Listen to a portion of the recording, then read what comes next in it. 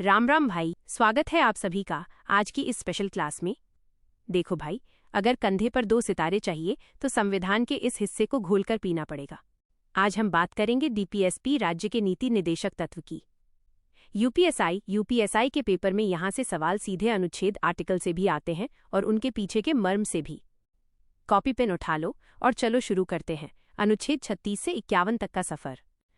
DPSP का परिचय, quick recall. भाग 4, देश आयरलैंड से लिया गया।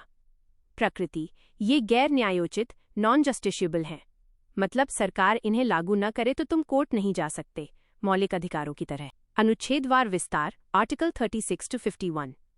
अनुच्छेद 36, परिभाषा डेफिनेशन। इसमें राज्य की वही परिभाषा है जो अनुच्छेद 12 में थी, यानी केंद्र सरकार, राज्य सरकार और स्थानीय निकाय, पंचायत, नगर पालिका। अनुच्छेद 37, न्यायालय द्वारा लागू न होना ये कहता है कि डीपीएसपी को लेकर आप कोर्ट नहीं जा सकते, लेकिन ये देश के शासन में मूलभूत हैं। सरकार जब भी कानून बनाएगी इन्हें ध्यान में रखेगी। अनुच्छेद 38, लोक कल्याण की अभिवृद्धि। सरकार ऐसी व्यवस्था बनाएगी जहां सबको सामाजिक, आर्थिक और राजनीतिक न्याय मिले। यूपीएसआई टिप, न्याय के ये 3 प्रकार याद रखना। अनुच्छेद 39, राज्य द्वारा अनुसरणीय नीति। इसमें कई बातें हैं पर सबसे जरूरी। 39 ए, सभी को जीविका के पर्याप्त साधन। 39 डी, समान कार्य के लिए समान वेतन, पुरुष हो या महिला। 39 एफ, बच्चों को गरिमापूर्ण माहौल मिले। अनुच्छेद 39 ए, मुफ्त कानूनी सहायता, गरीबों को मुफ्त वकील, लीगल एड मिले। इसे 42वें संविधान संशोधन 1976 द्वारा जोड़ा गया। अनुच्छेद 40, ग्राम पंचायतों का गठन, गांधीवादी विचारधारा। राज्य पंचायतों का गठन करेगा और उन्हें शक्तियां देगा। अनुच्छेद 41, काम, शिक्षा और लोक सहायता का अधिकार। बुढ़ापे, बीमारी या बेकारी की स्थिति में राज्य आपकी मदद करेगा, जैसे पेंशन योजनाएं। अनुच्छेद 42, न्याय संगत कार्यदशा और प्रसूति सहायता, काम करने की जगह अच्छी हो और महिलाओं को मैटरनिटी रिलीफ, गर्भावस्था के दौरान छुट्टी सहायता मिले। अनुच्छेद 43, निर्वाह मजदूरी, लिविंग वेज, मजदूरों को इतनी सैलरी मिले कि वे इज्जत से जी सकें। कुटीर उद्योगों, कॉटेज इंडस्ट्रीज को बढ़ावा देना भी इसी में है। 43 ए, उद्योगों के प्रबंधन में मजदूरों की भागीदारी। 43 बी, सहकारी समितियां, कोऑपरेटिव सोसाइटीज। अनुच्छेद 44, समान नागरिक संहिता, यूनिफॉर्म सिविल कोड -यूसीसी, पूरे देश के लिए एक जैसा सिविल कानून, शादी, तलाक, संपत्ति। फिलहाल ये चर्चा में रहता है, याद रखना। अनुच्छेद 45, बच्चों के लिए शिक्षा, 6 साल से कम उम्र के बच्चों की देखभाल और शिक्षा।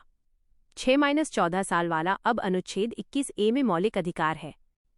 अनुच्छेद 46, SC ST और कमजोर वर्गों का हित, शिक्षा और आर्थिक हितों की रक्षा करना ताकि उनका शोषण न हो।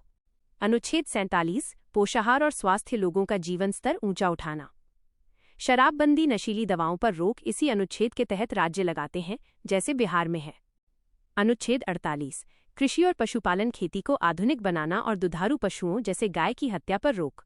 48 ए, पर्यावरण, वन और वन्यजीवों की रक्षा। इसे भी 42वें संशोधन से जोड़ा गया। अनुच्छेद 49, राष्ट्रीय स्मारकों की रक्षा, ताजमहल, लाल किला जैसे ऐतिहासिक स्थलों को नुकसान से बचाना राज्य की जिम्मेदारी है। अनुच्छेद 50, कार्यपालिका से न्यायपालिका का पृथक्करण, सीधा मतलब जज और नेता अफसर का काम अलग अलग होगा, दोनों एक दूसरे के काम में दखल नहीं देंगे। अनुच्छेद 51, अंतर्राष्ट्रीय शांति और सुरक्षा, भारत दुनिया में शांति बनाए रखने और अंतर्राष्ट्रीय कानूनों का सम्मान करने की कोशिश करेगा। यूपीएसआई स्पेशल गुरु मंत्र।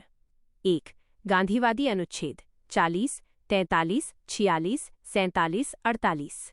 2, उदारवादी अनुच्छेद 44, 45, 50, 51। 3, समाजवादी अनुच्छेद 38, 39, 41, 42, 43। कैसा लगा भाई, समझ आया कि नहीं? अब जाई जल्दी से शेयर भी कर दियो। तुम सब बहुत अच्छे हो, थैंक यू सो मच। फिर मिलेंगे नई कहानी के संग।